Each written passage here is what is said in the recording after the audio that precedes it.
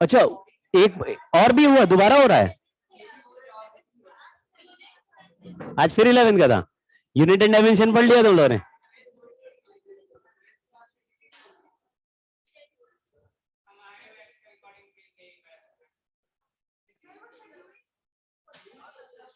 नहीं, तुम्हारे वाला जेई में जा रहा है और तुम्हारे यहाँ वो वाला आ रहा है 11th का, और 11th में फिर क्या जा रहा है? तो बड़ा म्यूजिकल चेयर हो गया। हाँ,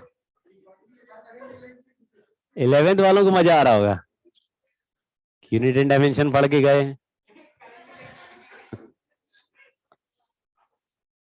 पता नहीं, मुझे तो ऐसा लगता नहीं इतना बड़ा कोई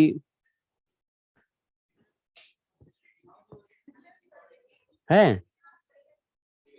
केवल मेरे साथ हो रहा है क्या कि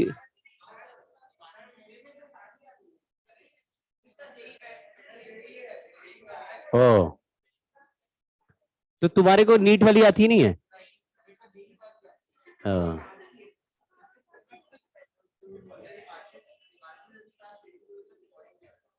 अच्छा, उनकी ठीक आ रही है, तो मेरे साथ ही गड़बड़ है। और मैंने तो कई बार मैसेज भेज लिया, आज मैं तो फोन करता हूँ फिर।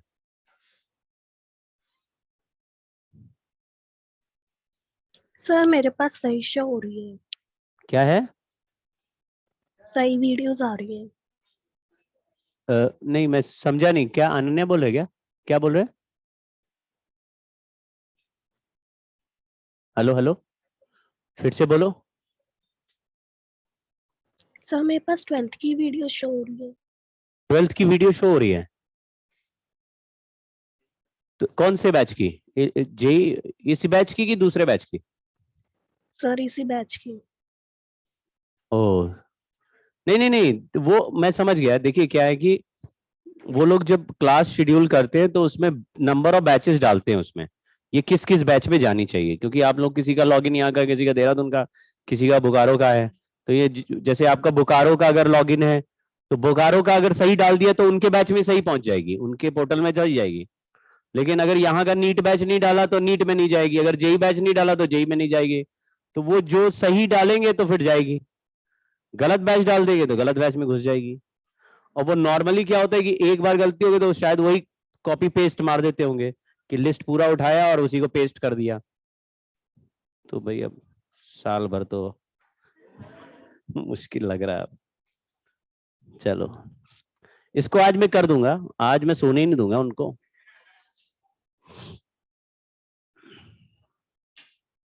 यहां तक पहुंच गए थे, सीरीज पैरेलल कर लिया था।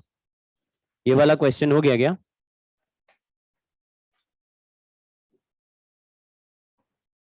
ये वाला हो गया भाई?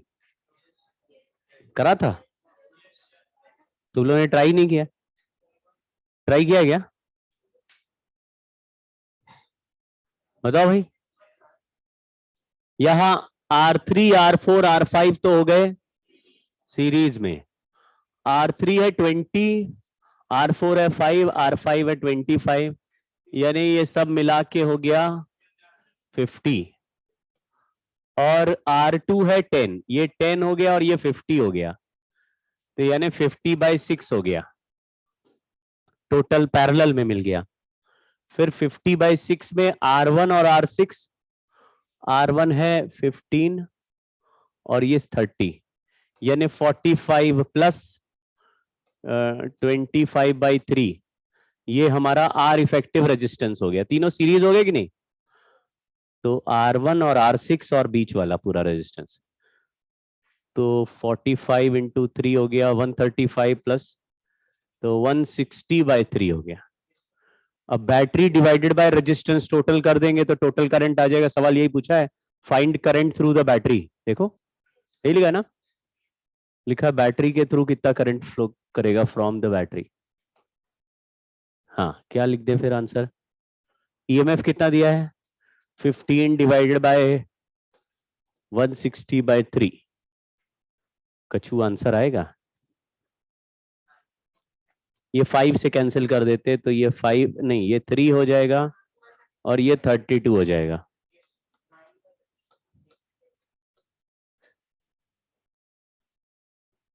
मुश्किल तो नहीं है, ये तो क्लास 10th टाइप का ही सवाल लग रहा है। ऐसे तो 10th में होते ही थे, रेजिस्टेंस दे देते थे, बैटरी दे देते थे, करंट पूछ।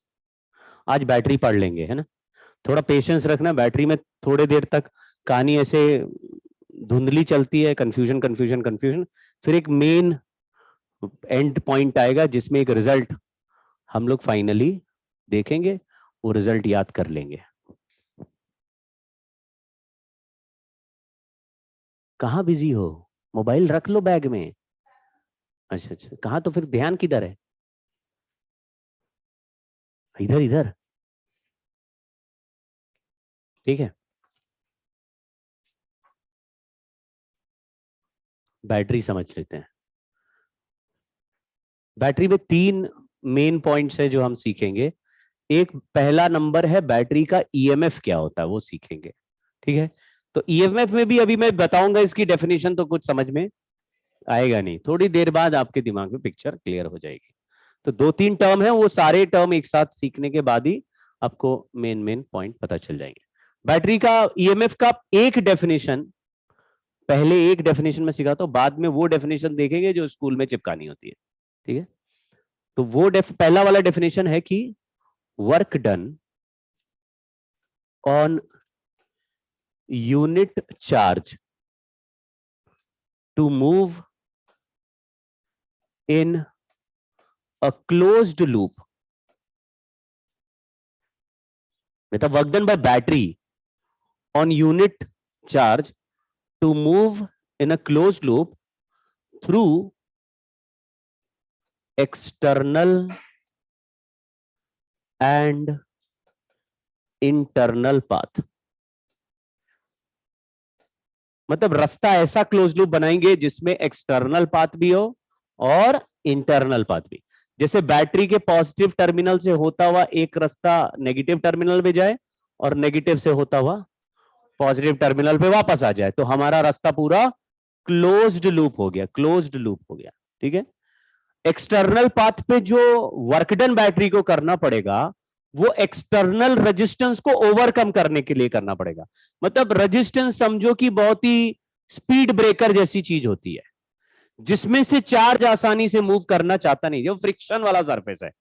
तो अगर एक ब्लॉक इधर रखा और बीच में फ्रिक्शन वाला सरफेस है और यहां पहुंचाना है, तो यहां रख दोगे तो अपने आप वहां चला जाएगा क्या? अगर थोड़ी सी वेलोसिटी ऐसे छू ले, थोड़ा सा वेलोसिटी दे दे, तो यहां चला जाएगा क्या? वो तो तभी जाएगा ना जब फ्रिक्शनलेस सरफेस हो। यहाँ पे बहुत ज्यादा फ्रिक्शन है तो क्या होगा? तुमको ऐसा पुश करके इसको यहां तक रखने के लिए मेहनत लगेगी, वो रास्ते की मेहनत होगी, एक्सटर्नल पाथ पे मेहनत।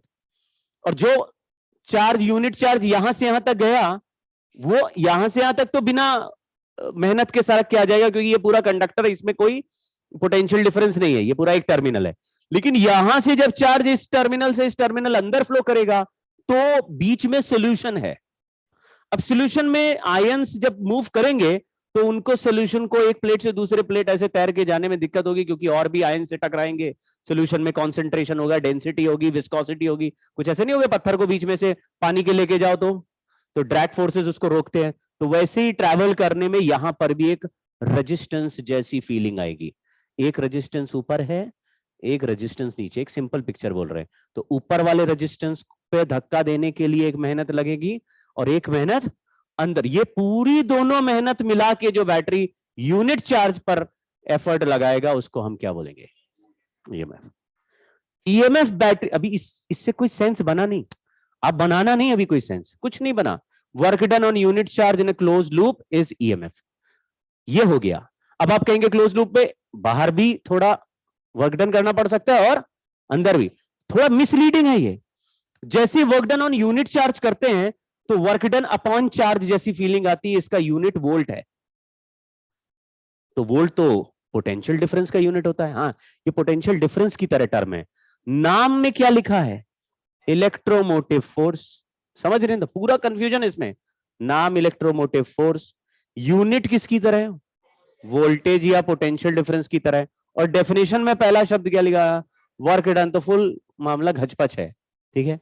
बड़ा थोड़ा थोड़ा ऐसा दिमाग लगा लो कि भाई ऊपर से जा रहे हैं तो यहाँ रेजिस्टेंस, रेजिस्टेंस की जगह बल्ब लगा दिया मैंने, मान लो। तो आपको पता है कि बल्ब भी एक रेजिस्टेंस होता है, थोड़ा ऐसे बना दिया। अब होता क्या है वो आपको थोड़ा सा हल्का सा बताता हूं कि ये पहले शायद हमने डिस्कस किया भी हुआ है। ये सॉल्यूशन में बहुत सारे पॉजिटिव नेगेटिव आयंस ऑलरेडी होते हैं,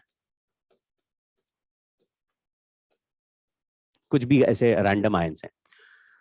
तो ये दोनों मटेरियल ऐसे केमिकली सेलेक्ट किए गए हैं। ये प्लेट्स मतलब सेम मटेरियल के नहीं है, ये अलग मेटल का है, ये अलग मेटल का है। और ये मेटल हमने ऑलरेडी किसी केमिस्ट्री के टीचर या जानकार से पूछ लिए कि भाई ये बताओ कि सॉल्यूशन में मान लो H2SO4 है, तो H2 में H+ आयन टहल रहे होंगे अंदर और SO4-2 वाले आयंस घूम रहे होंगे। तो मुझे एक ऐसा मेटल बताओ जो H से तो रिएक्ट ना करे लेकिन SO4 से ज्यादा बहुत भयंकर रिएक्शन दिखाए, तो हम वो प्लेट रख दें। उसने बोला मान लो आयरन रख दो, तो उसका सल्फेट बना देगा। समझ गए क्या? तो जैसे ही हमने ये प्लेट डुबोया वैसे ही वो आयरन वाले प्लेट, मुझे नहीं पता कि आयरन का रिएक्शन कितना होगा, अच्छा होगा बुरा होगा, या उससे भी बढ़िया कोई प्लेट हमारे पास है, वो आपको पूछना पड़ेगा केमिस्ट्री वाले सर से। लेकिन उन्होंने मान लो बता दिया कि ये वाला प्लेट लगाने से बड़ा जबरदस्त रिएक्शन हो सकता है। तो जैसे ही प्लेट डुबोया उसने पूरे सोल्यूशन में मौजूद SO4 को क्या करने लगा, अपनी तरफ केमिकल रिएक्शन के लिए बुलाने लगेगा। तो क्या ये प्लेट पहले से ही नेगेटिवली चार्ज था? नहीं था। इसका काम भी नेगेटिव चार्ज होना है नहीं, लेकिन जैसे ही डुबोया ये सॉल्यूशन के नेगेटिव चार्ज वाले आयन से रिएक्ट करना चाहता है। और वो इसलिए नहीं क्योंकि उनके पास नेगेटिव आयन है, केवल इसलिए क्योंकि वो आयन उसको पसंद है। समझे? SO4 पसंद है उसको, तो बुला लेगा। बुला के जैसे रिएक्ट करके कंपाउंड बनाएगा, SO4 अपने साथ -2 लेके आ रहा है, वो -2 प्लेट पे ही छोड़ना पड़ेगा उसे।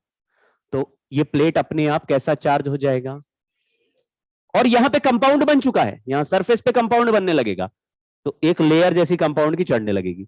यहां पर उसका उल्टा होगा, एक ऐसा प्लेट लगाएंगे जो पॉजिटिव आयंस वाले सब्सटेंस के साथ ही रिएक्ट करे। तो उसने करा तो यहां पे पॉजिटिव चार्ज आ गया, तो सारे पॉजिटिव आयन इस पे और सारे नेगेटिव उस पे चिपक जाएंगे क्या? ऐसा नहीं होगा। क्यों?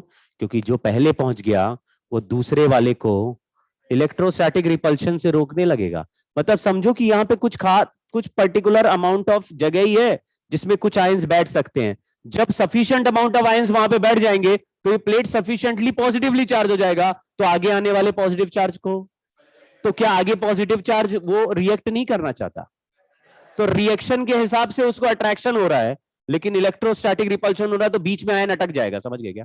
तो कुछ देर के बाद पॉजिटिव नेगेटिव आयन सब अपनी अपनी जगह बस अटके रहेंगे। अब वो इधर भी नहीं जा रहे इधर भी नहीं जा रहे, बस थोड़ा ऐसे ऐसे हवा में घूम रहे हैं, और पॉजिटिव आयन सब लालच में पॉजिटिव प्लेट की तरफ देख रहे हैं, नेगेटिव वाले सब। तो हॉस्टल के रूम पूरे, ये वाले भी पूरे भर चुके हैं, बीच में लोग हैं वो कह रहे हैं हमें रहना है हॉस्टल में लेकिन जगह नहीं मिल रही। फिर हमने क्या कर दिया ऊपर, अब बल्ब लगाया, तो बल्ब में केमिकल नहीं है, बल्ब तो सिंपल वायर है, और वायर का रास्ते से जोड़ते हैं तो ये दो कंडक्टर्स हैं, जो एक हायर पोटेंशियल कंडक्टर है और एक लोअर पोटेंशियल कैपेसिटर में पढ़ चुके हैं कि एक हायर मतलब एक पॉजिटिव स्फीयर को एक नेगेटिव स्फीयर से वायर से जोड़ दो तो क्या होगा, हायर से लोअर चार्ज या करंट फ्लो होने लगेगा, वही होने लगेगा। असलियत में तो इलेक्ट्रॉन्स ही चलते हैं, तो इलेक्ट्रॉन इधर से इधर भागेंगे, लेकिन हम तो कन्वेंशनल फ्लो देखते हैं पॉजिटिव से नेगेटिव। तो यहां से मान लो करंट चला और यहां पहुंचने लगा, तो यहां से जैसे ही 4-5 पॉजिटिव चार्ज निकल के जाएंगे, इसका इफेक्टिव पॉजिटिव चार्ज, तो इसका जो रिपल्शन है वो वीक हो जाएगा, तो केमिकल रिएक्शन से ये आयंस वापस कूदने लगेंगे। रूम खाली, इधर से आयन भागा, तो अंदर वाले पॉजिटिव आयंस कोई भी, जैसे यहां ये वाला पॉजिटिव है, इसको किधर अट्रैक्शन मिलेगा, पॉजिटिव प्लेट की तरफ, और यहां पे कोई भी नेगेटिव चार्ज है उसको किधर अट्रैक्शन मिलेगा, क्योंकि पॉजिटिव आके इसके नेगेटिव को न्यूट्रलाइज करेंगे तो इसका नेगेटिव चार्ज भी वीक हो जाएगा। समझ गए क्या? तो दोनों के हिसाब से जो रिपल्शन या अट्रैक्शन है वो वीक हो गया, तो इलेक्ट्रिक फोर्स वीक हो गए, केमिकल फोर्स जीत गए। तो अंदर कन्वेंशनल करंट, पॉजिटिव चार्ज चल रहा है लेफ्ट में और नेगेटिव चल रहा है राइट में, नेगेटिव के अपोजिट बोलना है, तो नेगेटिव के करस्पॉन्डिंग कन्वेंशनल करंट किधर है, लेफ्ट में, और पॉजिटिव के करस्पॉन्डिंग करंट किधर है, लेफ्ट में, यानी टोटल करंट अंदर किधर फ्लो होने लगेगा और बाहर किधर फ्लो हो रहा था, तो बाहर हायर से लोअर और अंदर इलेक्ट्रिकली लोअर से इलेक्ट्रिकली हायर, तो बोले लोअर से हायर तो करंट फ्लो करना चाहिए, इलेक्ट्रिकली लोअर है लेकिन केमिकली हायर है, समझे क्या? तो अंदर भी हायर से लोअर ही कर रहा है, लेकिन वहां पे हायर पोटेंशियल पे कौन पहुंचा रहा है उसको? केमिकल रिएक्शन उसको हायर पोटेंशियल पहुंचा रहे, हायर से लोअर जा रहा है, तो दो पोटेंशियल वहां पे लड़ रहे हैं, है ना? खैर, हमको थोड़ा थोड़ा पिक्चर पता चल गई कि बाहर से भी करंट ऐसे फ्लो होते हुए जाएगा, अंदर से भी जाएगा। तो बाहर जब करंट फ्लो हो रहा होगा तो बाहर के रेजिस्टेंस से क्रॉस करना पड़ेगा वहां, तो वहां एक पोटेंशियल डिफरेंस चाहिए जो एक्सटर्नल रेजिस्टेंस को क्रॉस कराने में हेल्प करे, और अंदर भी चार्ज मूव करेगा आसानी से नहीं, अंदर भी इतना धक्का चाहिए उसको जिससे करंट फ्लो करे, ठीक है? तो ये जो ईएमएफ है ये actually per unit charge chemical reaction से जो एनर्जी लिबरेट हो रही है, समझना, जब भी चार्ज अट्रैक्ट होके आया और यहां पे टकरा के चिपका, तो जैसे ही कंपाउंड बनेगा कुछ केमिकल एनर्जी रिलीज होने वाली है, बस वही एनर्जी जो केमिकल रिएक्शन से लिबरेट हो रही है वही ईएमएफ है, पर यूनिट चार्ज जितनी एनर्जी लिबरेट होगी, इसीलिए ईएमएफ फिक्स्ड है, EMF is fixed for a battery. अभी भी कोई ज्यादा सेंस बनेगा नहीं, लेकिन अभी थोड़ी देर के लिए मान के चलो कि ईएमएफ जो बाहर पोटेंशियल ड्रॉप हुआ और जो अंदर पोटेंशियल ड्रॉप हुआ उन दोनों के सम को क्या बोल रहे हैं? ईएमएफ बोल रहे हैं। बाहर के रेजिस्टेंस में करंट फ्लो कराना, देखो आपने कभी ऐसे सुना है, ये एक रेजिस्टेंस है आर, तो इसमें अगर आई करंट फ्लो कराना हो तो आई लिख दिया तो मतलब करंट ऐसे फ्लो करने लगेगा, एक वायर खरीद लाया उसको रख दिया टेबल पे तो करंट फ्लो करने लगेगा, तो क्या करना पड़ेगा? कितना वोल्टेज लगाना पड़ेगा इसको, how much potential difference is required to flow current I in this resistance R, तो आप बोलेंगे पोटेंशियल डिफरेंस लगाना पड़ेगा, मतलब ये वाला पॉइंट इस वाले पॉइंट से इतना पोटेंशियल से हाई रखना पड़ेगा, तब करंट आई फ्लो करेगा, और ये पोटेंशियल डिफरेंस के बावजूद ये करंट कांस्टेंट चलेगा, ऐसा नहीं है कि करंट बढ़ता जा रहा है, बढ़ता नहीं जा रहा, इतना वोल्टेज लगाया है तो भी चार्ज कांस्टेंट स्पीड से ही चल रहा है, क्योंकि रेजिस्टेंस का मतलब इतना रोक रहा है वो कि तुम धक्का दे रहे हो तब भी कांस्टेंट स्पीड से चार्ज आगे ट्रैवल कर रहा है, ठीक है? अगर तुम और बढ़ाओगे तो करंट का वैल्यू बढ़ जाएगा, लेकिन सब चार्ज फिर भी कांस्टेंट स्पीड से चलेंगे। खैर, V is equal to I R, ये हमने ओम्स लॉ ऑलरेडी पढ़ा हुआ है, इसका सेंस यही है कि किसी भी रेजिस्टेंस आर में इतनी रुकावट है कि उसमें करंट को क्रॉस कराने के लिए हमको हायर से लोअर पोटेंशियल डिफरेंस चाहिए। ईएमएफ किसको बोल रहे हैं? यहां का जो पूरा वोल्टेज मिला और जो अंदर का वोल्टेज मिला उसका सम। अंदर क्यों वोल्टेज चाहिए? तो बोल रहे अंदर भी सॉल्यूशन में आयंस आराम से फ्लो, वो भी रुकते हैं, उनको भी लात मार मार के आगे धक्का देना पड़ता है, तो अंदर लात जितनी मारनी पड़ रही है उसको अंदर का पोटेंशियल ड्रॉप कह रहे हैं, और एक बाहर के सर्किट में करंट फ्लो कराने के लिए पोटेंशियल ड्रॉप चाहिए, वो दोनों को मिला लो तो टोटल पोटेंशियल ड्रॉप क्या है? ईएमएफ है, वो केमिकल रिएक्शन से जनरेट हो रहा है, ठीक है? तो मैंने सोचा अच्छा तो इसमें एक पॉइंट अब और जोड़ सकते हैं, वो है इंटरनल रेजिस्टेंस। तो हमने कहा ये जो एक बैटरी हमने बनाई, दो टर्मिनल हमने लगाए, तो जब सर्किट में करंट अंदर फ्लो हो रहा था, अंदर करंट फ्लो हो रहा था, तो अंदर में जो रेजिस्टेंस ऑफर हो रहा था, यानी आयंस को चलने के लिए जो रेजिस्टेंस आ रहा था, उस रेजिस्टेंस के टोटल इफेक्टिव वैल्यू को क्या नाम रख देते हैं?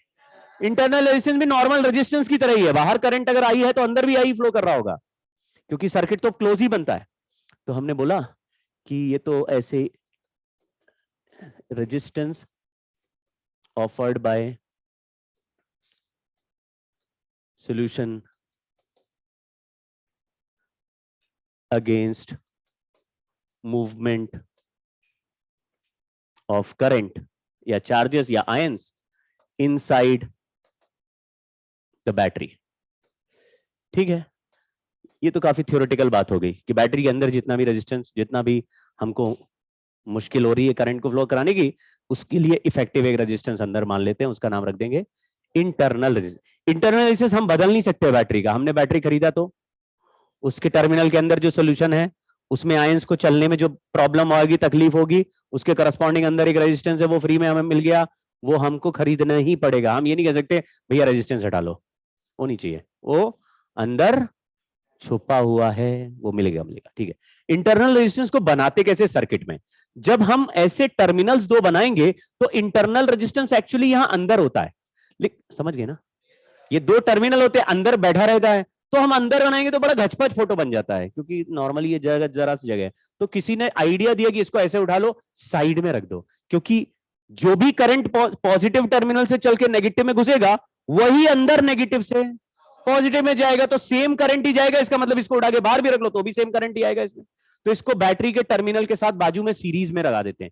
तो ऐसे किसी ने बना दिया यहां। तो जो अंदर खर्च होने वाला था वो पोटेंशियल ड्रॉप यहां खर्च होगा, तो अब बैटरी के टर्मिनल्स यहां यहां लिख देते हैं। तो अगर कोई बोलता है इसमें ये दोनों बैटरी के टर्मिनल्स है, आप बोलना नहीं, एक पॉइंट ए अगर एक टर्मिनल है, दूसरा रेजिस्टेंस के पीछे वाला पॉइंट टर्मिनल लेना पड़ेगा, क्योंकि अंदर की चीज को यहां रख रहे हैं तो ये टर्मिनल इधर खिसक गया, ठीक है ना। तो टर्मिनल इसको बोल रहे हैं, अब ए और बी टर्मिनल्स हैं, और इन दोनों के बीच में जो वोल्टेज है वो ई हो गया। आप समझो ध्यान से, टिक टिक टिक टिक टिक, ये एक्सटर्नल रेजिस्टेंस है, मान लो यहां लगा दिया। तो अगर ए से बी करंट जाएगा, तो जो भी पोटेंशियल डिफरेंस क्रॉस करने में लगेगा वो किसको क्रॉस करने में लगेगा, एक्सटर्नल वाले को, और यहां पे किसको लगेगा, और दोनों के वोल्टेज को मिला के जो बनता है उसी को क्या बोलते हैं। तो अब इसके बीच में तो कोई बनने वाला नहीं है, तो इन्हीं दोनों पॉइंट के बीच में ही हमने टोटल वोल्टेज को क्या लिख दिया है, ईएमएफ लिख दिया। तो अभी जब बैटरी का इंटरनल रेजिस्टेंस साथ में बाजू में लिख देंगे, तो दोनों प्लेट के बीच के टोटल वोल्टेज को हम क्या लिखने लगेंगे, ईएमएफ लिखने लगेंगे। उसमें से एक पार्ट इसका, एक पार्ट इसका, ठीक है। अब कहानी क्या है उसको समझना और थोड़ा सा इमेजिन करना। तो मैंने कहा कि एक सर्किट में हमें मतलब घर में बल्ब चमकाना है, तो दुकान में गया, मैंने बोला कि एक बैटरी दे दो। बोला कितने वोल्ट का, मैंने 10 वोल्ट का बैटरी दो। उसने बोला ये लो 10 वोल्ट का। मैंने कहा हम कैसे माने ये 10 वोल्ट का है, तो कैसे पता चलेगा। मैंने कहा छू के देख लो। से नहीं, उसने एक जादुई डिवाइस निकाली, उसमें लिखा था ideal volt meter. Volt meter भी नहीं, क्या मतलब आइडियल, इतना खतरनाक वोल्ट मीटर है, आइडियल है उसका नाम, मतलब जो उसने रीडिंग दे दी वो सच माननी पड़ेगी, उसका नाम ही आइडियल वोल्ट मीटर, बिल्कुल आइडियल रीडिंग देने वाला है। तो उसने दो उसके टर्मिनल्स निकाले, दो ऐसी डंडियां, और उसने बैटरी के टर्मिनल्स पे ऐसे टच कराया, खड़ाक से रीडिंग 10 वोल्ट आ गई। उसने बोला ये लो 10 वोल्ट का बैटरी ले जाओ। ले आए। काहे के लिए लाए थे बैटरी, बल्ब चमकाना था, मैंने इसमें बल्ब लगा दिया। फिर मुझे लगा कि बल्ब मतलब उतना चमक नहीं रहा है जितना सोच के मैं लाया था, कि मतलब इतना चमकेगा, मजा आ जाएगा, बल्ब 10 वोल्ट के बैटरी में चमकाएंगे। तो बल्ब में कुछ खास बात नहीं दिख रही। बच्चों इधर बातें नहीं, अरे बल्ब चमक रहा है, तो बल्ब लेकिन मजेदार नहीं चमक रहा था। तो गुस्सा आ गया, गए, हमने बोल दिया ये लो नकली बैटरी दे दियो, ये तो बल्ब चमका ही नहीं रहा ढंग से। उसने बोला क्या प्रॉब्लम, हमने बोला देखो इसका तो ऐसा लग रहा है कि वोल्टेज जो तुम बेच रहे हो उससे कम है, लाओ लगाते। उसने बैटरी में फिर से वोल्ट मीटर लगाया, खड़ाक 10 वोल्ट आ गया। बोला 10 वोल्ट है तो साफ दिख रहा है। तो हमने कहा वोल्ट मीटर भी दे दो। अब वोल्ट मीटर भी खरीद लिया, अब घर ले गए, फिर बल्ब लगा दिया, लेकिन बल्ब अभी भी मजेदार नहीं चमक रहा है, ऐसा लग रहा है कम चमक रहा है।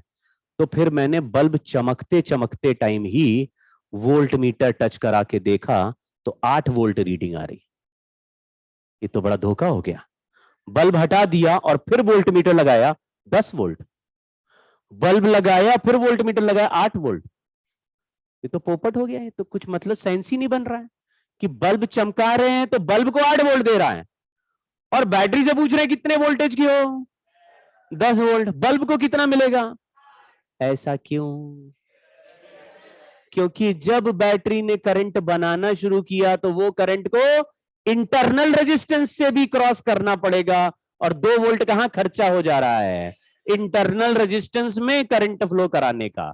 तो जब करंट चाहिए तब बैटरी बाहर के रास्ते में जो करंट देगी वही अंदर से भी लेना पड़ेगा, और टोटल जो ताकत है बैटरी की वो क्या है।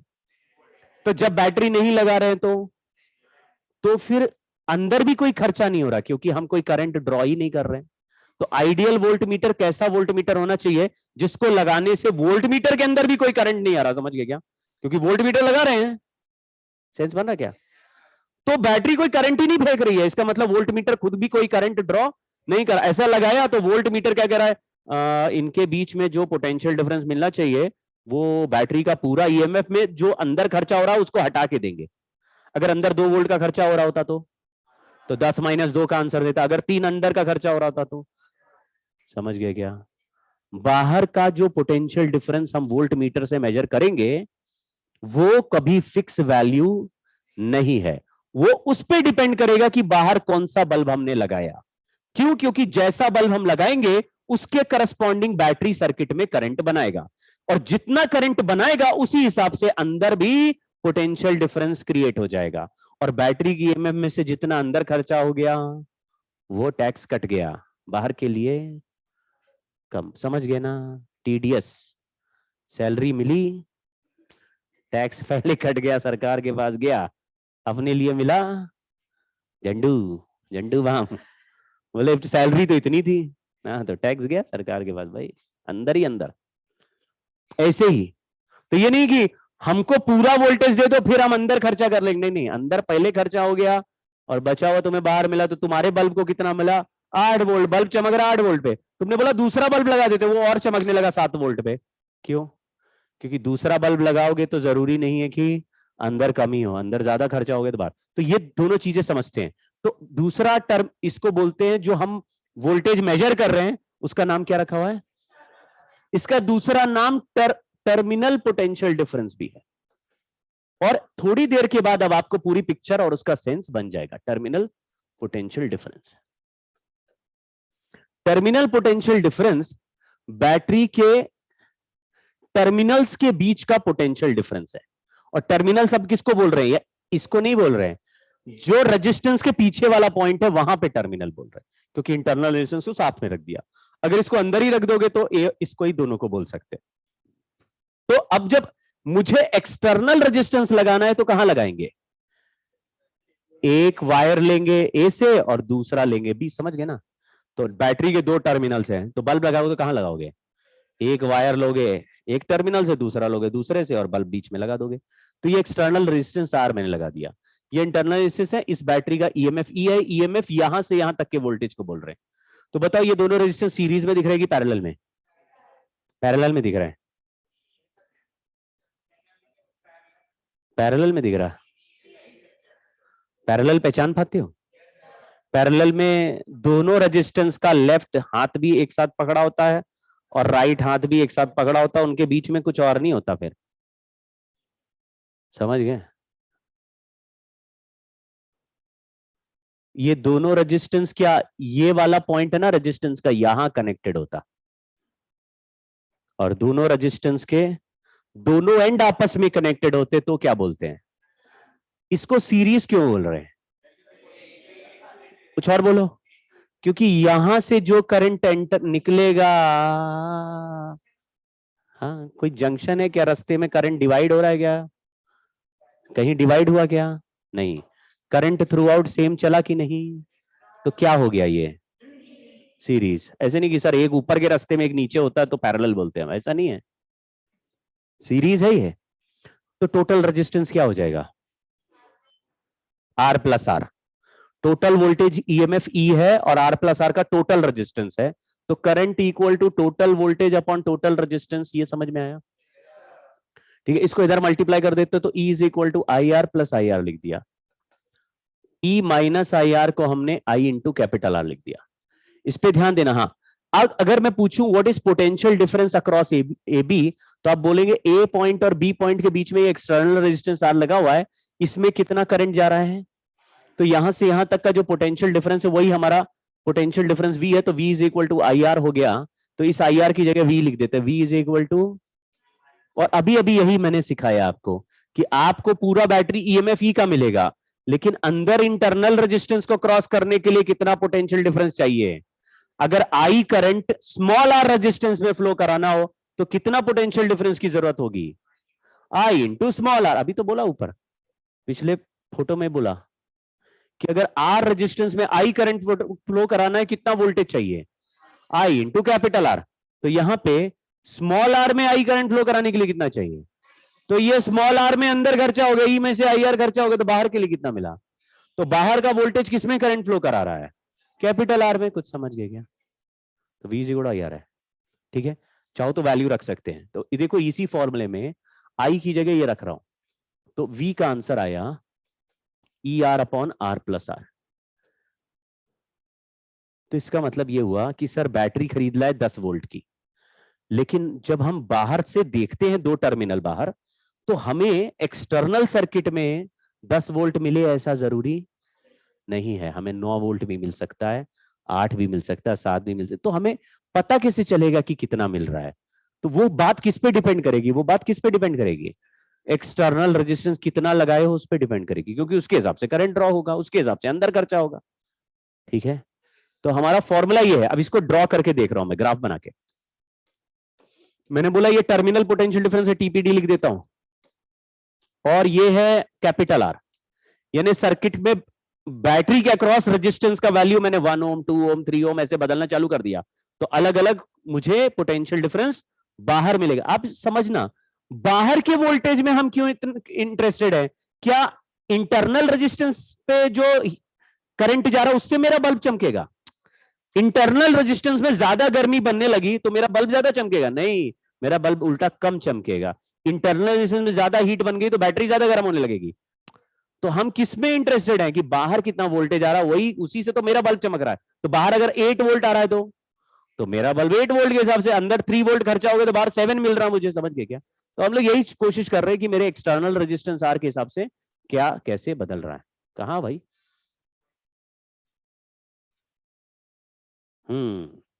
कैपिटल आर 0 रखे तो क्या आंसर है? 0 है। कैपिटल आर का वैल्यू बढ़ाते चले जाए तो बोल रहे न्यूमरेटर डिनोमिनेटर दोनों बढ़ रहे, तो बड़ा अजीब सा ग्राफ हो गया। इसको कैसे ड्रॉ करेंगे? तो आप ना कैपिटल आर को लार्ज, वेरी लार्ज लिख दो, बहुत लार्ज वैल्यू होगा। तो ये भी बहुत लार्ज है, तो ये कैपिटल आर भी बहुत लार्ज होगा, यानी स्मॉल आर के सामने अगर कैपिटल आर बहुत लार्ज होगा तो ये कैपिटल आर ही हो जाएगा। आर से आर काट देंगे तो कितना आंसर हो जाएगा? ई। इसका मतलब 0 से फाइनल आंसर कहां तक जा रहा है? ई तक। शेप मैंने अपने हिसाब से बना दिया है, जो होता है सही, अदरवाइज उसको डिफरेंशिएट करके देखना पड़ेगा शेप कैसे जाता है। यहाँ पे फाइनल आंसर क्या है? 0 से बढ़ते बढ़ते ई। तो कैपिटल आर का वैल्यू ऐसे बढ़ाते जाएंगे तो 0 से बढ़ के। अभी इसमें किस किस तरह के सर्किट बन सकते हैं ये मैं सिखाता हूं, लेकिन आपको एक थोड़ी थोड़ी हल्की पिक्चर समझ में आ गई कि बैटरी 10 वोल्ट की खरीदी, बल्ब लगा दिया तो सर्किट में करंट फ्लो करने लगा। लेकिन ये करंट में जो वोल्टेज आ रहे हैं वो 2 जगह आ रहे हैं। एक बाहर वोल्टेज मिल रहा है जो एक्सटर्नल रेजिस्टेंस को क्रॉस करने के लिए चाहिए, और एक अंदर मिल रहा है। दोनों मिला के जो है वो ये, जो दोनों वोल्टेज मिला के जो ताकत बैटरी जनरेट करे वो ये में, वो फिक्स है, वो केमिकल रिएक्शन से जनरेट होती रहेगी। लेकिन अगर अंदर ज्यादा मिल गई तो बाहर के लिए कम हो जाएगी। ठीक है, तो एक दो चीजें और समझते हैं। ये वाला एक रिजल्ट है जो हमने पढ़ लिया, इसको दोबारा समझते हैं। इस सर्किट को बोलते हैं क्लोज्ड। अभी अभी यही सर्किट हमने बनाया, कैपिटल आर है, ये स्मॉल आर है, ये ई है, और यहां से यहां तक पोटेंशियल डिफरेंस भी है। फॉर्मूला बना V इज इक्वल टू, तो आपको ना पूरा सर्किट भी देखने की जरूरत नहीं है, इतना भी दिखे ऐसे, एक बैटरी ई का है और उसमें से आई करंट निकला। जब भी natural flow of current battery के पॉजिटिव टर्मिनल से नेगेटिव टर्मिनल जो होना चाहता है वैसे ही हो रहा है, इसका मतलब बैटरी डिस्चार्ज हो रही है। ऐसे कहानी में हमने बैटरी का वर्क डन पॉजिटिव लिया था, कुछ याद है आपको? बैटरी करंट किधर फ्लो कराना चाहती है? इसमें करंट किधर जाते हुए दिख रहा है? पॉजिटिव से नेगेटिव की तरफ, क्योंकि ऐसे जोड़ेंगे तो पॉजिटिव से नेगेटिव ही जाएगा। करेक्ट है क्या? अंदर नहीं देखना, बाहर देखना होता है। तो बैटरी लगाने से करंट किधर किधर चलना चाहता है? बाहर पॉजिटिव से, अंदर तो उल्टा चलेगा ही, बाहर पॉजिटिव से नेगेटिव चलना चाहता है। इसमें क्या हो रहा है? इसमें वही हो रहा है, मतलब ये बैटरी का natural sense of direction of current है। तो ऐसे में work done by battery positive है, और ऐसे बैटरी को क्या बोल रहे हैं? Discharging battery. तो डिस्चार्जिंग बैटरी, डिस्चार्जिंग बैटरी में वोल्टेज हमेशा ईएमएफ से कम ही होगा।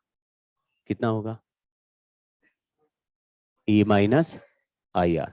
अगर एक्सटर्नल रेजिस्टेंस दिया हुआ है तो टर्मिनल पोटेंशियल डिफरेंस का answer E R upon R plus R है। तो ये कब यूज करेंगे? जब एक्सटर्नल रेजिस्टेंस दिया होगा। मान लो कि सर्किट में एक्सटर्नल रेजिस्टेंस नहीं दिया, इतना फोटो दिया हुआ है, तो आर क्यों निकालेंगे? ई माइनस आई आर से ही आंसर कर देंगे। ठीक है, ठीक है, ये एक सर्किट हो गया। अभी अलग अलग टाइप के सर्किट दिखा रहा हूं, आपको डिफरेंस समझ में आएगा। अब लिखा क्लोज्ड चार्जिंग बैटरी सर्किट। ऐसा सर्किट बना रहे जिसमें बैटरी डिस्चार्ज नहीं होगी, क्या होगी? तो बैटरी चार्ज होने का सर्किट कैसा होता होगा? बैटरी के अंदर आई करंट ऐसे घुसेगा, पॉजिटिव टर्मिनल उल्टा उल्टा चलेगा, ये स्मॉल आर है। तो यहां जो मैंने सॉकेट लगाया वो वी वोल्टेज का सॉकेट है, जैसे अपने घर में लगाते हैं बैटरी चार्ज करने के लिए। तो ये वी वोल्टेज से बैटरी तभी चार्ज होगी जब वी वोल्टेज का वैल्यू बैटरी के ईएमएफ से बड़ा होगा। उसको मैंने पहले ही मान लिया ये बड़ा है, तो हायर से लोअर, समझ गई लोअर क्यों है? वो बड़ा है तो ये हायर से लोअर, इस तरफ करंट आएगा। जब करंट ऐसा नेचुरल फ्लो का उल्टा आ रहा है तो हम क्या बोलेंगे? ये बैटरी चार्ज हो जाएगी। अभी तो चार्जिंग बैटरी का सर्किट है, मतलब आपको सर्किट उल्टा दिखे, ऐसे करंट पॉजिटिव टर्मिनल से अंदर आता हुआ, तो आप कहेंगे भाई ये तो डिस्चार्जिंग वाला फोटो नहीं, तो चार्जिंग वाला फोटो हो गया, बैटरी चार्ज होगी आपकी। तो इसमें वोल्टेज का आंसर अलग आएगा। मैं थोड़ा नोडल से बता रहा हूं, यहां पे मैंने जीरो लिखा, आप इस मेथड को सीखना। मैं सर्किट में कहीं पर भी अपनी मर्जी से जीरो लिख रहा हूं, ठीक है? आगे चल के एक्सप्लेन करूंगा बहुत तगड़े से इसको। यहां जीरो लिख दिया, यहां से यहां तक पोटेंशियल डिफरेंस कितना लिखा हुआ है? तो ये जीरो है, तो ये कितना हो गया? तो ये जीरो है, तो जब तक प्लेन वायर है यहां तक, यहां जीरो लिख दिया। ये V चल रहा है तो यहां तक प्लेन वायर जहां तक गया वहां V लिख दिया। इधर से इधर तक का EMF E था, मतलब पोटेंशियल डिफरेंस E है।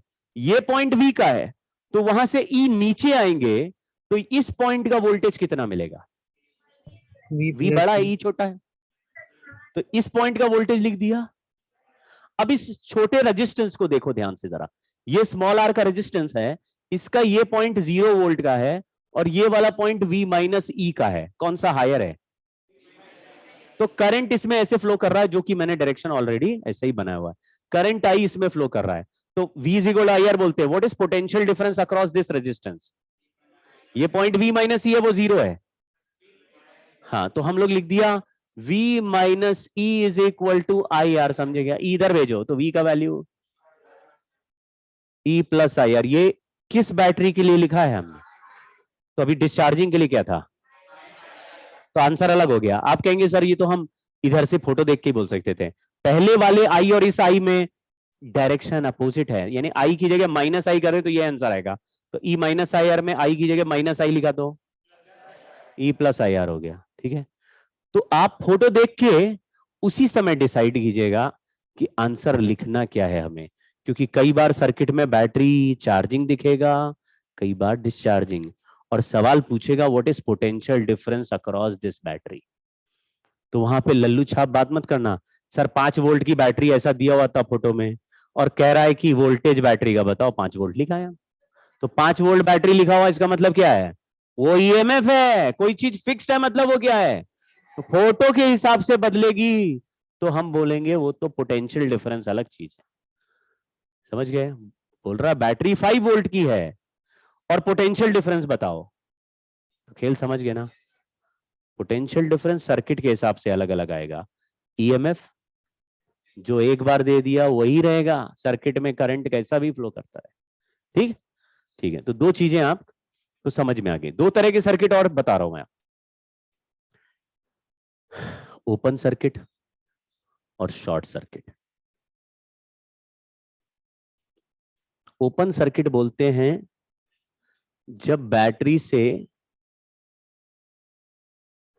कोई रेजिस्टेंस ही नहीं कनेक्ट करें, ओपन हो गया।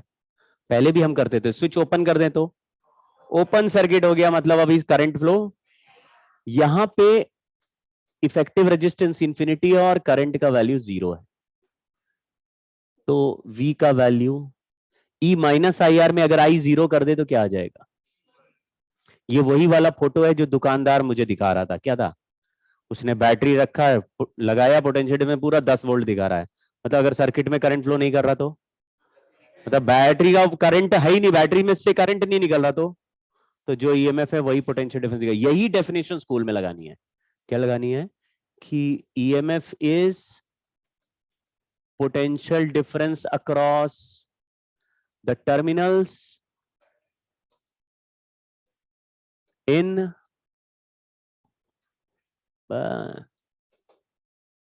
समझ गए? लेकिन जब तक आप ये पढ़ेंगे नहीं तब तक इस डेफिनेशन कोई सेंस नहीं है बनेगा दिमाग में। लेकिन अगर ओपन सर्किट है, इसका मतलब बैटरी से कोई करंट फ्लो इसका मतलब है उस समय जो भी वोल्टेज की रीडिंग आएगी, तो समझिए ना, कोई कहता हमने ईएमएफ कितने वोल्ट का ईएमएफ का बैटरी खरीदा, ये पता कैसे लगाए? तो उस समय का वोल्टेज निकालना है जब सर्किट में बैटरी से कोई क्लोज लूप ना बन रहा हो, तब का वोल्टेज निकालोगे तो ईएमएफ के आंसर आएगा। और कभी उस करंट फ्लो कराते समय कर दोगे तो या तो ई माइनस आई आर आएगा या ई प्लस आई आर आएगा, depending upon charging and discharge. हाँ हाँ, तो ये बात, वो तो मामला आपको समझ में आ गया। आइडियल वोल्टमीटर क्यों बोल रहा था मैं, और लिखते भी थे इनफाइनाइट रेजिस्टेंस होता है क्योंकि वो खुद करंट ड्रॉ नहीं करता। लेकिन कोई भी वोल्टमीटर आइडियल, लेकिन it is possible to make ideal voltmeter, correct? नहीं, हम पढ़ेंगे, हमारे सिलेबस में है। तो it is possible to make ideal voltmeter पढ़ेंगे, उसको बोलते हैं पोटेंशियोमीटर। वो आइडियल वोल्टमीटर है। वो रीडिंग कब देगा? जब करंट ड्रॉ होना बंद हो जाएगा तब रीडिंग जगाएगा। इसलिए उसके आंसर हमेशा सही आएंगे। ठीक है, तो दो तरह के वोल्टमीटर है, एक वोल्टमीटर और एक आइडियल वोल्टमीटर। शॉर्ट सर्किट का मतलब है किसी बैटरी को बिना रेजिस्टेंस के वायर से जोड़ दो। देखो, एक टर्मिनल, एक बैटरी के दो टर्मिनल्स थे, एक पॉजिटिव एक नेगेटिव, बिना रेजिस्टेंस के वायर से जोड़ दिया, तो यहां से यहां तक करंट जाने में कोई तकलीफ होगी क्या? कोई खर्चा होगा क्या वोल्टेज का? कोई भी ताकत खर्च होगी बैटरी की? तो सारी ताकत कहां खर्च होगी?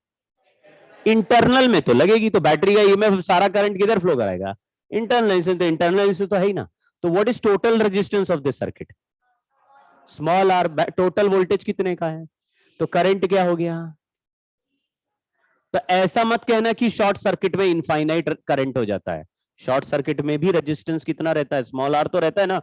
स्मॉल आर हम हटा सकते क्या? इंटरनल रेजिस्टेंस हम नहीं हटा सकते। तो कितना करंट है? ये मैक्सिमम करंट है। अगर बाहर कोई रेजिस्टेंस नहीं होगा, ये मैक्सिमम करंट। लेकिन V is equal to I R कर दो तो भी आंसर जीरो, या फिर E माइनस आई आर कर दो तो भी आंसर जीरो। क्योंकि I की जगह अगर E बाई आर करोगे तो E माइनस ई जीरो हो जाएगा। यानी अगर बोले कि बाहर कितना पोटेंशियल डिफरेंस दिख रहा है, तो अगर बिना रेजिस्टेंस का वायर लगा रखा है तुमने और फिर तुम वोल्ट मीटर लगा के चेक करोगे तो वोल्ट मीटर का रीडिंग दिखेगा। क्योंकि बाहर के रास्ते में चार्ज को फ्लो होने के लिए कोई मेहनत बैटरी को करनी नहीं पड़ रही। बाहर का रास्ता सीधा है, विदाउट रेजिस्टेंस, सीधा cut cut cut cut charge चला जाएगा। सारी मेहनत किधर खर्च होगी? तो बैटरी की जो ताकत है कहाँ करंट फ्लो करा रही है? अंदर करा रहे, बाहर तो फ्री में जा ही रहा है। ठीक है, दो रास्ते में डिवाइड होती है करंट ताकत बैटरी की। ठीक है, अब कॉम्बिनेशन ऑफ बैटरीज कर लेते हैं। थोड़ा थोड़ा हमको आइडिया लग गया। एक होता है बैटरी का ईएमएफ। तो ये बैटरी है जिसका ईएमएफ E1 है, इसका रेजिस्टेंस R1 है। इसका बैटरी का EMF E2, resistance R2, E3 R3 E4 R4। कितने बैटरीज हो गए? 4। सबके मुंह एक साइड है, दिख रहा है क्या? इसको बोलते हैं सेम ओरिएंटेशन। सभी का ओरिएंटेशन सेम है। तो अगर मैं इसको ऐसा सर्किट बना दूं नीचे, तो सारे बैटरी एक ही सेंस में करंट फ्लो कराते होंगे। सीरीज तो है लेकिन ओरिएंटेशन भी सेम है। तो ईएमएफ का वैल्यू सबको डायरेक्टली ऐड करके आ जाएगा। और इफेक्टिव इंटरनल रेजिस्टेंस का वैल्यू, लेकिन अगर एक बैटरी पलट के लगा दे तो उस बैटरी का ईएमएफ माइनस हो जाएगा, लेकिन रेजिस्टेंस में कोई टर्मिनल, रेजिस्टेंस में भी कोई पॉजिटिव नेगेटिव होता है क्या? कुछ नहीं होता। तो if orientation of one battery is reversed, then देखो, रिवर्स कर दे तो तुम उसको वापस घुमा दो और उसके ईएमएफ को माइनस में लिख दो। समझ गए क्या? तो वो फिर से सेम सेंस में आ जाएंगे, लेकिन एक नंबर माइनस हो गया तो सारे नंबर ऐड ही करने हैं, लेकिन उनमें से एक नंबर माइनस है। समझ गए क्या? उससे हमेशा फायदा होता है। रिवर्स करके नेगेटिव यूज करोगे, मतलब रिवर्स रहने दोगे और नेगेटिव यूज करोगे तो वापस उसका ओरिएंटेशन सेम हो सकता है। वोल्टेज निकालने में कई बार दिक्कत होती है। ठीक है, लेकिन आप लोग चालाक हो, वो मतलब तुम्हारी चॉइस है। कई बार लोग ऐसे दो, ऐसा बैटरी दिख रहा है, फिर ऐसा बैटरी दिख रहा है, फिर ऐसा बैटरी लग रहा है, फिर ऐसा बैटरी लग रहा है, ऐसे लगा हुआ है। तो ये E1 है, ये E2 है, ये E3 है, ये E4 है। तो आप चाहो तो E3 और E4 को पलट के -E3 -E4 लिख दो, फिर सेम कर दो। तो आप कहते हो सारे सेम होते हैं तो ऐड करना होता, -E3 -E4 भी ऐड हो गया। या फिर डायरेक्टली लिख दो E effective is E1 + E2 -E3 -E4। लेकिन R इफेक्टिव लिखें तो वो सिंपल सीरीज वाला फॉर्मूला।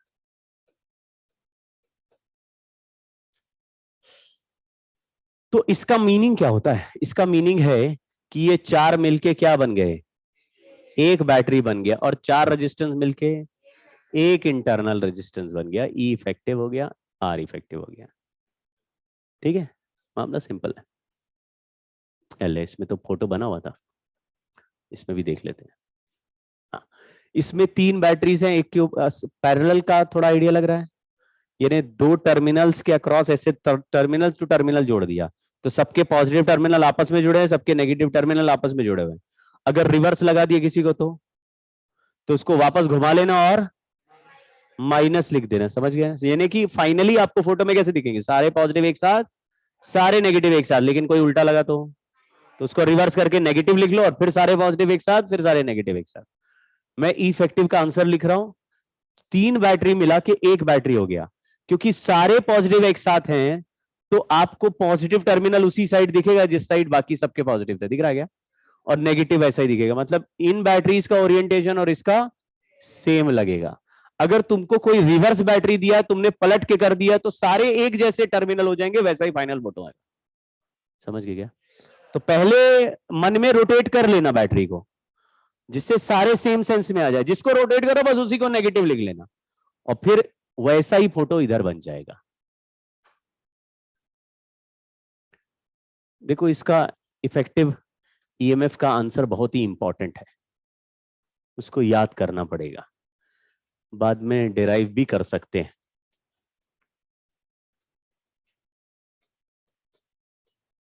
ये जितने भी हो गए ऊपर ऐसे लिखो, और नीचे इन्हीं का ऐसे ही रेसिप्रोकल ऐड कर दो।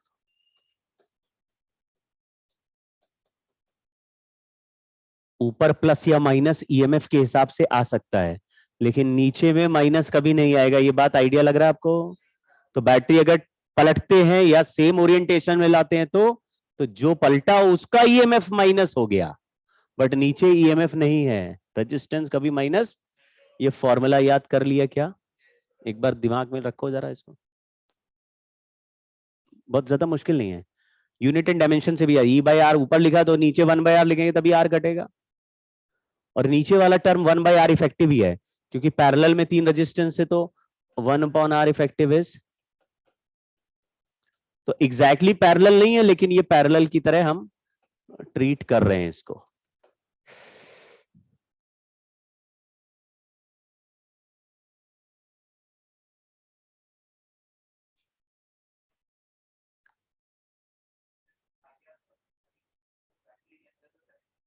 हाँ,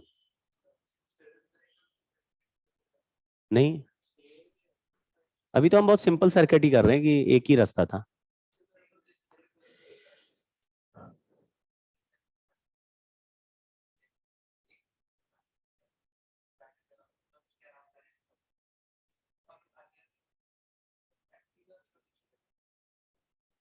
हाँ, क्योंकि बैटरी अपना पोटेंशियल डिफरेंस मेंटेन रखता है, और उस मेंटेन में रेजिस्टेंस के अक्रॉस अगर पोटेंशियल डिफरेंस मेंटेन हो जाए तो ऑटोमेटिकली करंट फ्लो होता रहेगा, क्योंकि V = IR ओम्स लॉ बोलता है। तो अगर किसी रेजिस्टेंस में पोटेंशियल डिफरेंस V आ गया जो कि मेंटेन्ड है, तो उसमें करंट भी फ्लो होता ही रहेगा जब तक बैटरी में दम है।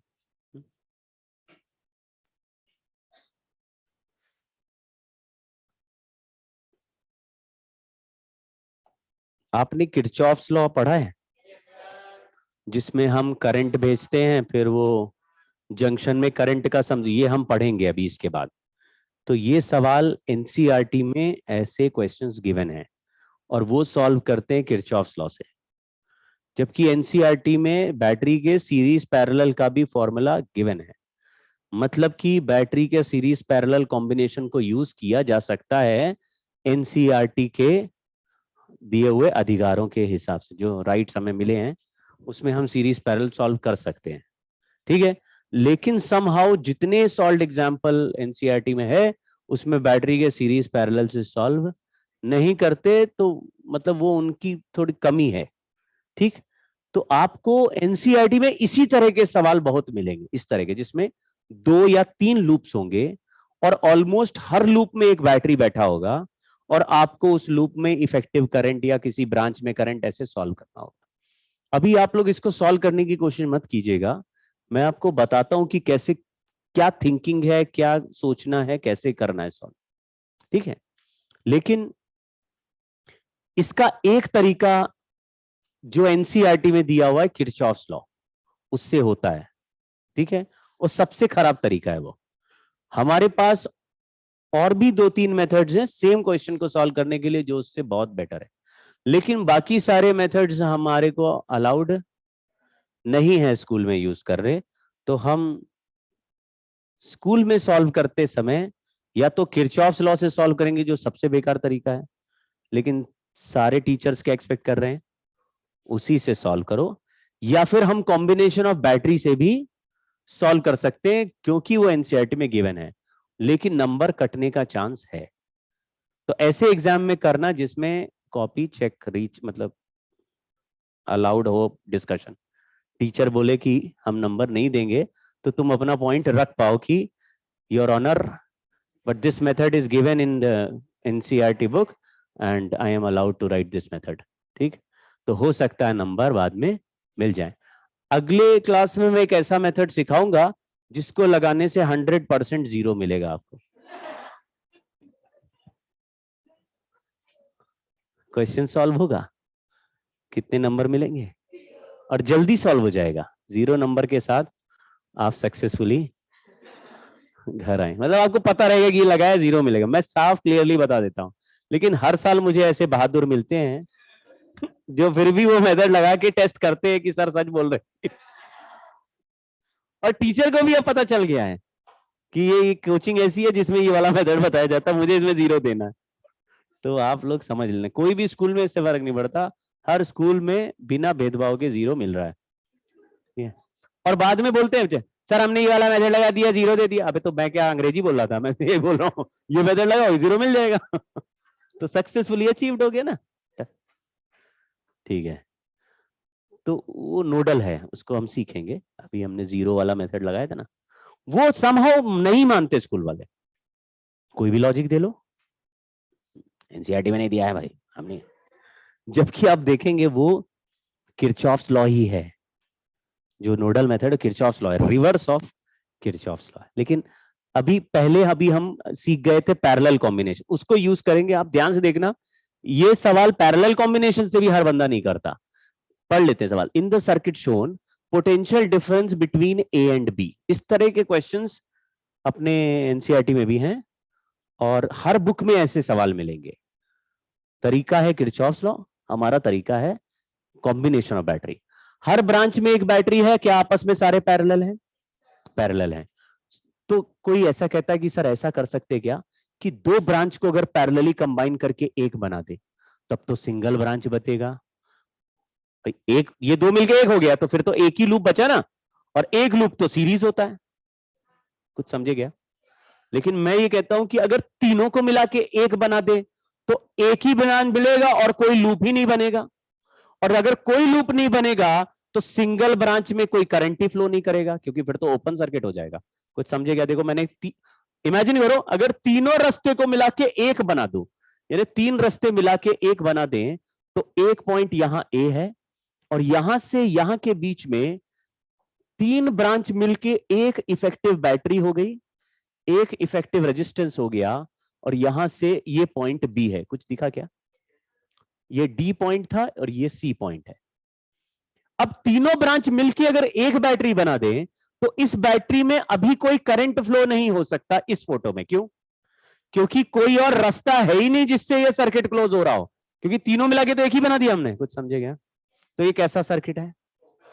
ओपन सर्किट में अगर करंट फ्लो नहीं हो रहा है और मुझे पोटेंशियल डिफरेंस चाहिए, तो फॉर्मूला होना चाहिए या तो ई माइनस आई आर या ई प्लस आई आर, लेकिन आई है ही नहीं, तो पोटेंशियल डिफरेंस का आंसर क्या होना चाहिए?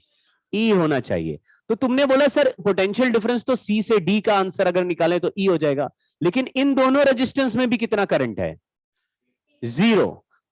इन दोनों में भी कोई करंट नहीं है, तो इसका कितना वोल्टेज है? केवल रेजिस्टेंस बोलो ना, अगर आप समझे।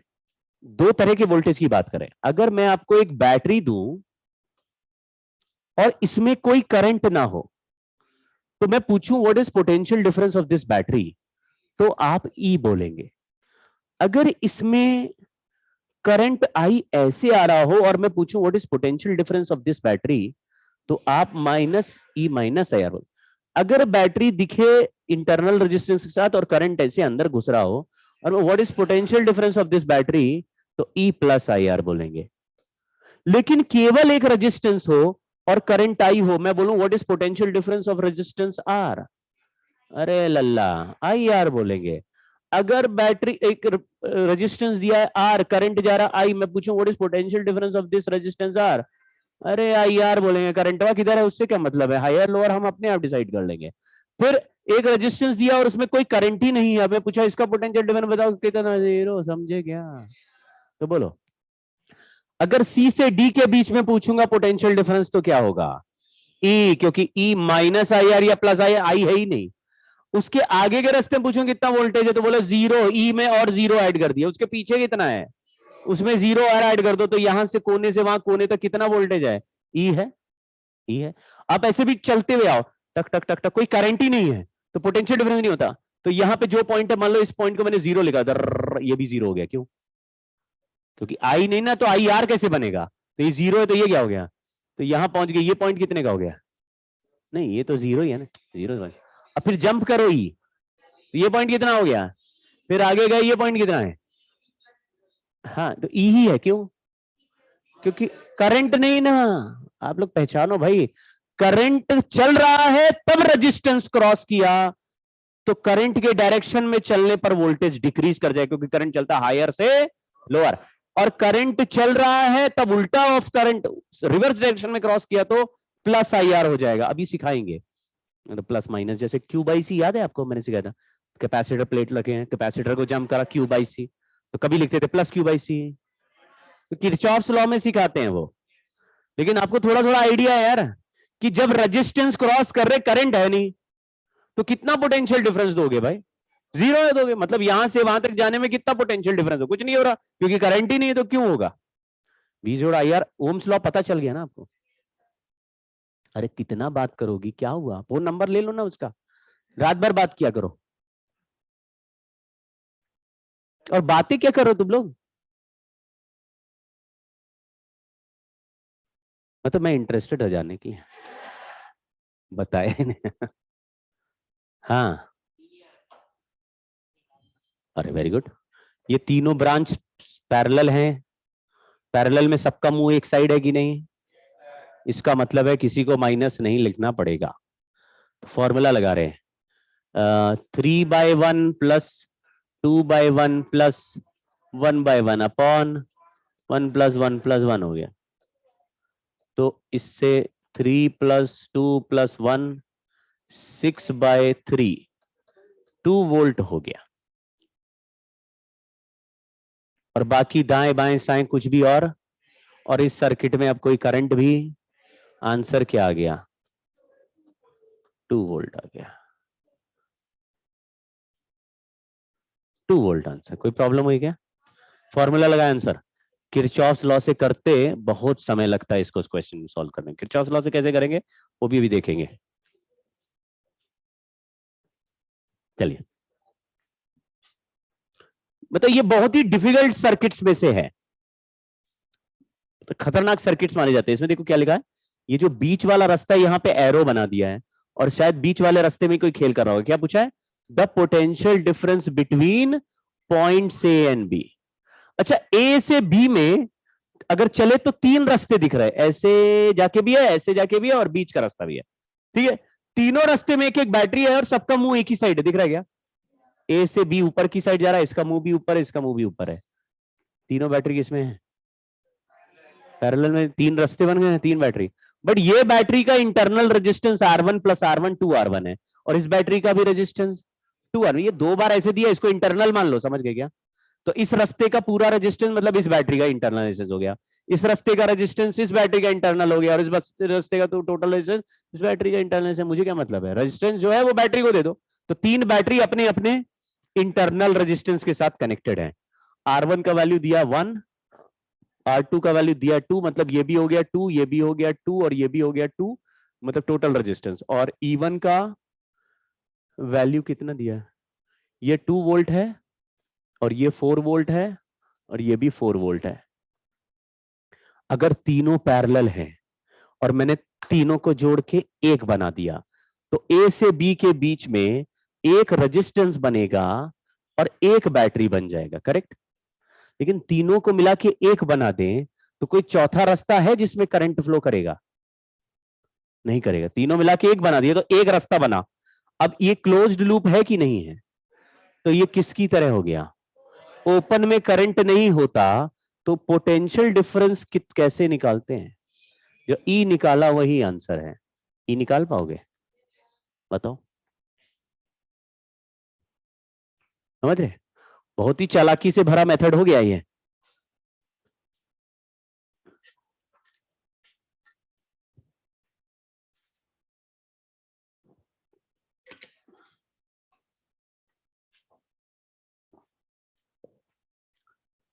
Two by two plus 4/2 plus 4/2।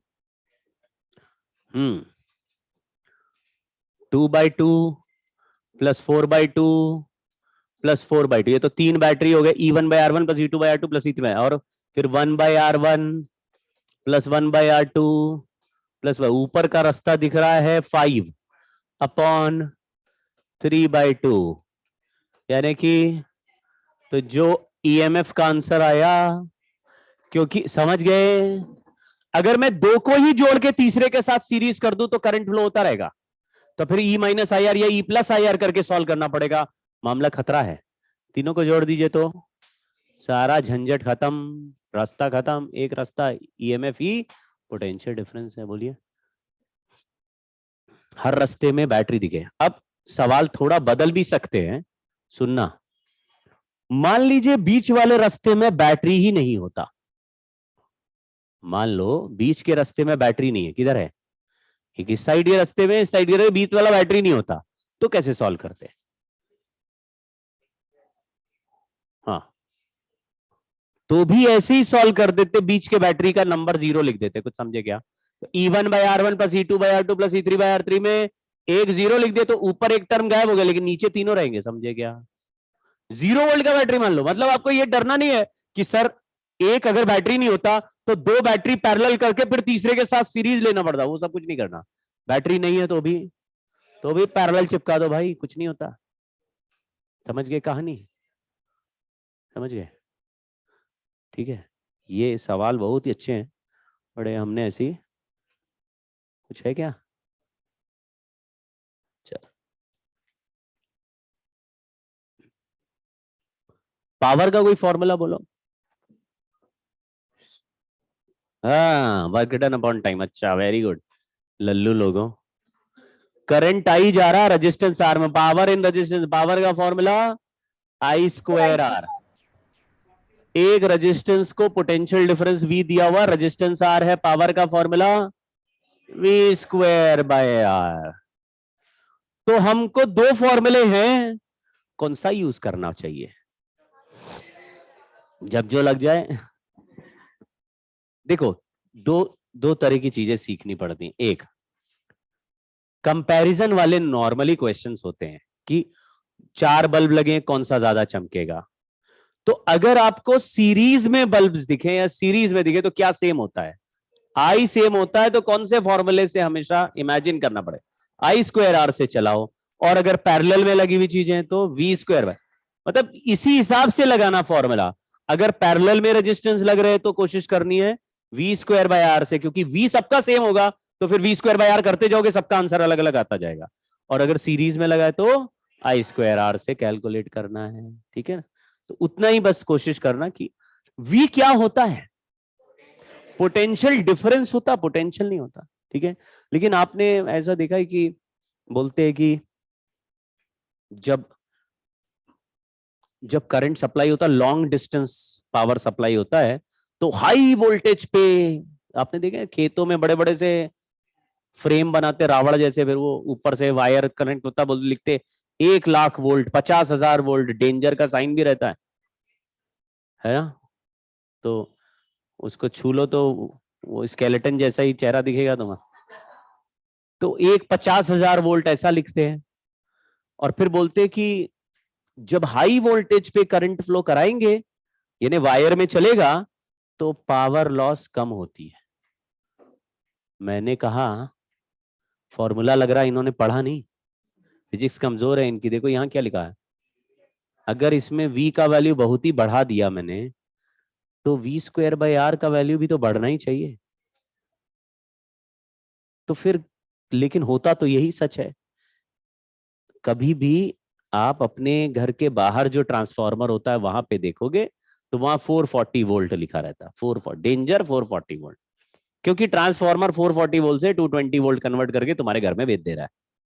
तुम्हारे घर को क्या मिल रहा है? 220 वोल्ट। तुम्हारे ट्रांसफार्मर मिल रहा है 440 वोल्ट।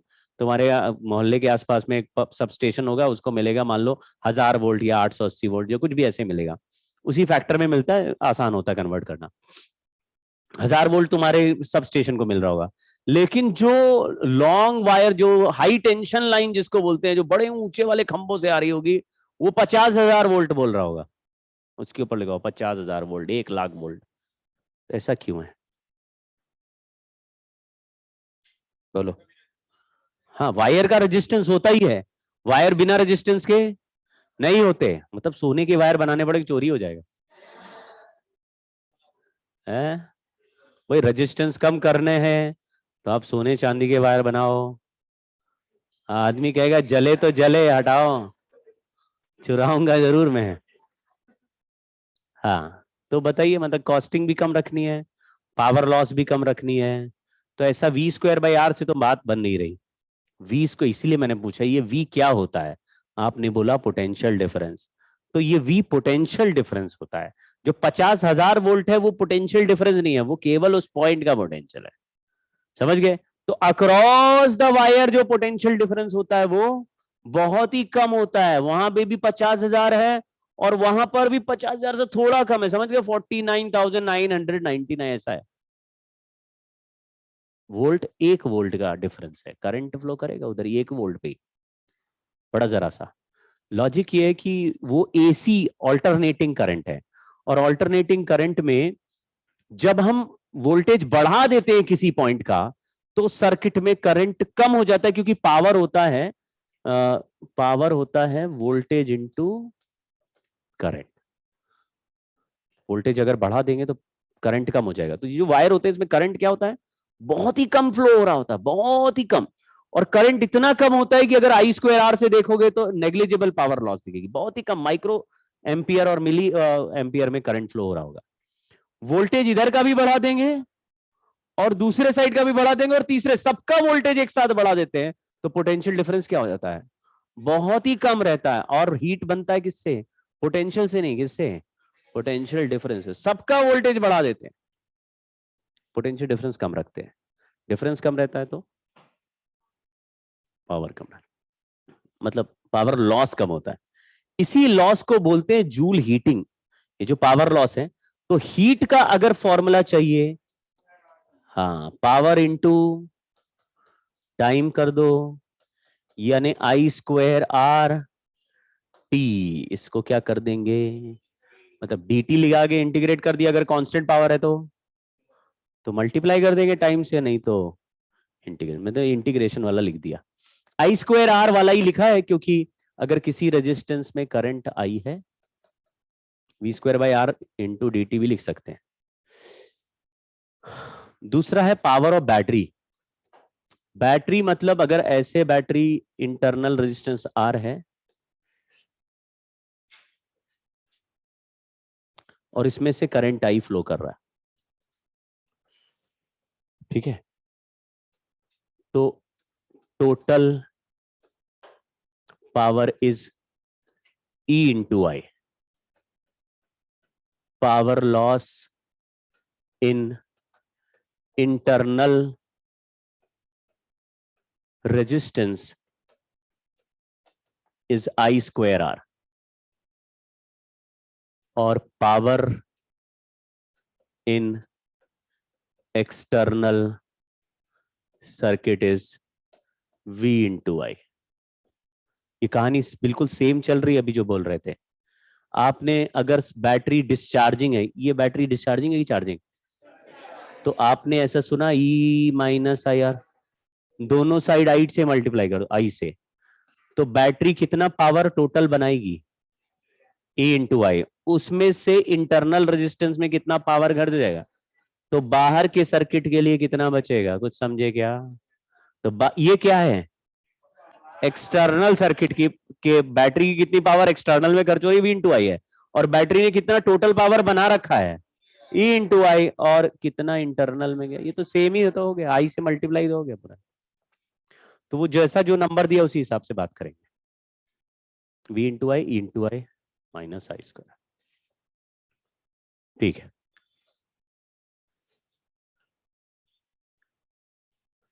अब ये भी एक अच्छा रिजल्ट है और स्पेशल केस है।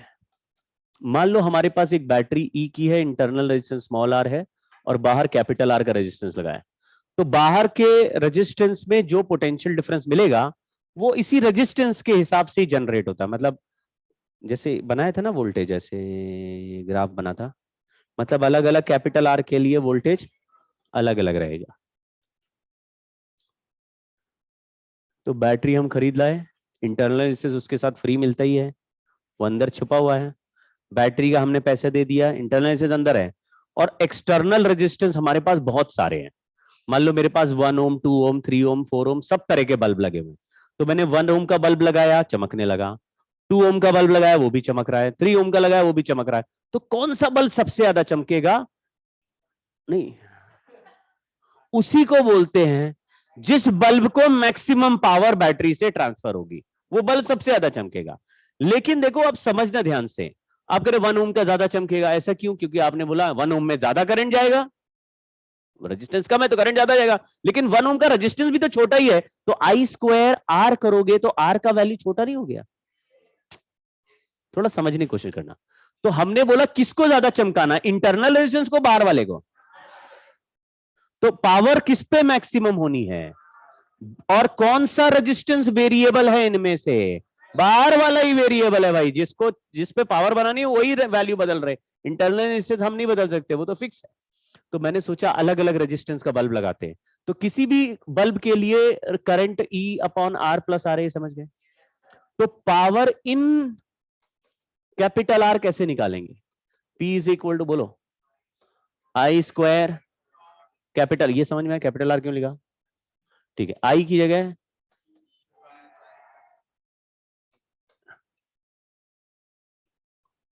यहां पे मामला थोड़ा फंसा हुआ है। अगर केवल कैपिटल R को बढ़ाते जाओगे तो न्यूमरेटर तो बढ़ेगा लेकिन डिनोमिनेटर भी बढ़ेगा, और कैपिटल R का वैल्यू बहुत ही छोटा रखोगे तो जैसे जीरो को अप्रोच कराओगे तो करंट तो बड़ा बनेगा, ये तो यही जीरो हो गया तो टर्म जीरो। तो खेल ऐसा समझ में आ रहा है कि अगर बहुत छोटा रखते हैं यानी capital R equal to zero रखते हैं तो आंसर जीरो आता है, और capital R tending to infinity रखते हैं तो भी आंसर जीरो आता है, क्योंकि देखो ये R प्लस आर का होल स्क्वायर है और वो R है। अगर कैपिटल R का वैल्यू बहुत बड़ा करोगे तो ये नंबर 1/r स्क्वायर हो जाएगा और ये R रहेगा, काटोगे तो नीचे 1/r आ जाएगा, मतलब कि डिनोमिनेटर में R आ जाएगा, तो R टेंडिंग टू इंफिनिटी में ये नंबर जीरो हो जाएगा। तो आप समझ गए कि यहां पे मामला मैक्सिमम पावर के लिए हमको डिफरेंशिएशन करके जीरो कर देना चाहिए। क्यों? क्योंकि मैक्सिमम मिनिमम में हमने देखा था कोई फंक्शन यहां भी जीरो है वहां भी जीरो है, यानी बीच में ऐसे उठ के फिर जीरो पहुंचेगा, तो बीच में मैक्सिमा कहीं आया तो स्लोप जीरो। चलिए डिफरेंशिएट कर सकते हैं इसको, ई स्क्वायर न्यूमरेटर डिनोमिनेटर का फंक्शन होता है, तो पहले न्यूमरेटर को डिफरेंशिएट करते हैं, डिनोमिनेटर से मल्टीप्लाई कर देते हैं, फिर माइनस लगाते हैं, फिर डिनोमिनेटर को मल्टीप्लाई डिफरेंशिएट कर देते हैं, और न्यूमरेटर से मल्टीप्लाई कर देते हैं, और जो आता है उसको इक्वल टू 0 कर देते हैं, डिवाइड बाय डी स्क्वायर करते हैं, डी स्क्वायर किसी काम का नहीं, E square by D square को उधर भेज देते हैं, आर प्लस आर का कांस्टेंट कॉमन ले लेते हैं, तो एक आर प्लस आर अंदर बचेगा और अंदर -2r भी बचेगा, इक्वल टू 0 हो गया।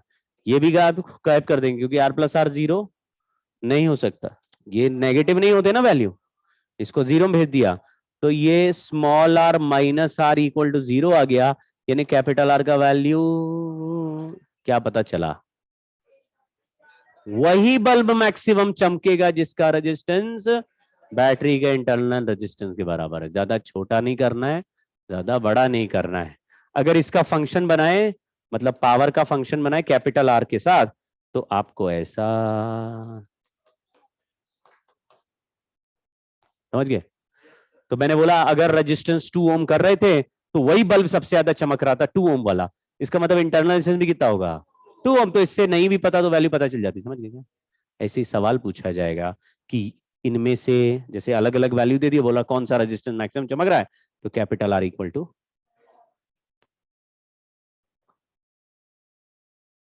इसका कोई सवाल नहीं है क्या? देख लो भाई सवाल बनाने में क्या जा रहा है, देखना, ये 4 ओम है, ये आर है, ये 2 ओम है, ये ईएमएफ है। सुनो सुनो, क्यों समय हो गया क्या? अरे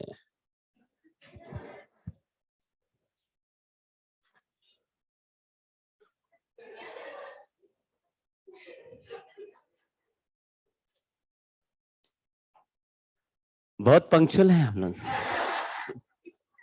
कोई कॉम्प्रोमाइज नहीं है इसमें, है ना, लाइक कोई कॉम्प्रोमाइज नहीं, ठीक है।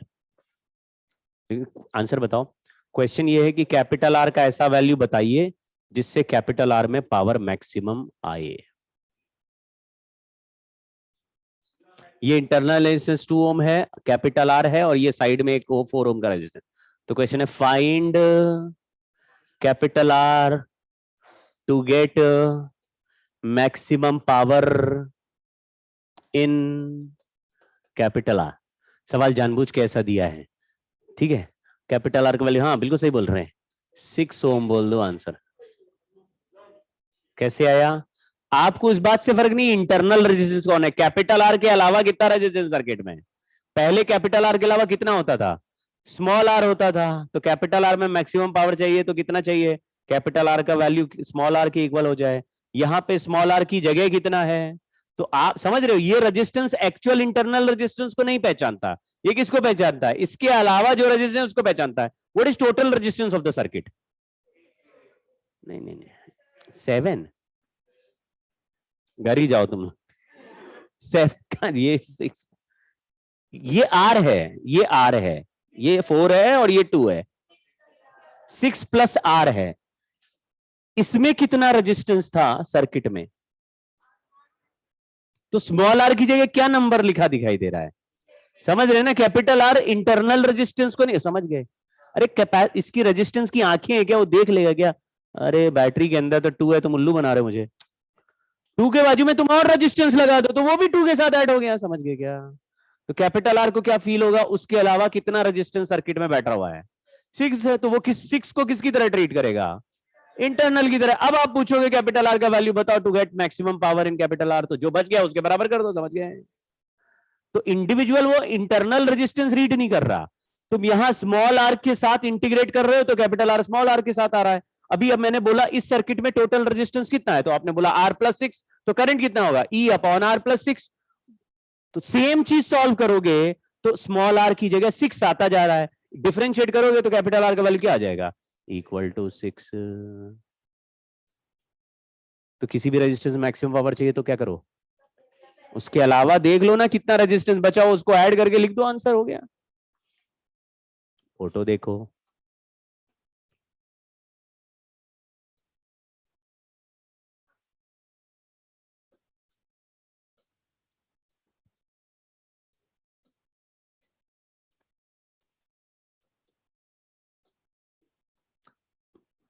याद रखिएगा जिसमें मैक्सिमम पावर पूछ रहे हैं उसी का वैल्यू पूछ रहे हैं, बोलो।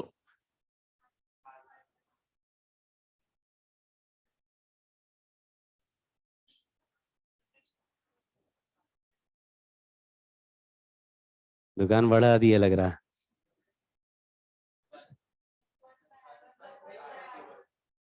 तो बोलो क्या होगा? उसको क्या बता रहा हूं, मुझे बताओ ना। तुम बहुत शर्माते हो। कैसे आया ये आंसर लल्ला? ये 2 बैटरी किसमें है? पैरेलल बैटरी अभी ऐड की थी तो इफेक्टिव इंटरनल रेजिस्टेंस कितना कैसे बना रहे थे? आपको यही तो बोलना है कि भाई 2 बैटरी मिलके एक बैटरी बना दे तो एक बैटरी एक इंटरनल रेजिस्टेंस हो जाएगा। लेकिन अभी अभी तो बोला कि 2 बैटरी पैरेलल में होती है तो उसके इंटरनल रेजिस्टेंस भी पैरेलल वाले फॉर्मूले से ही ऐड हो जाते हैं। तो कैपिटल आर के अलावा कितना रेजिस्टेंस बचेगा? 2 बैटरी का इफेक्टिव पैरेलल। जो इफेक्टिव रेजिस्टेंस बचा आर के अलावा वो आंसर हो गया। समझ गए क्या? बहुत ऊंचा सवाल था ये। चलिए भाई, नमस्कार। सर स्कूल वाले बहुत एग्जाम ले रहे हैं, प्रिपरेशन रुक रही है, क्या करें? नेक्स्ट क्लास में इसके बारे में डिस्कस करेंगे भाई, नेक्स्ट क्लास में।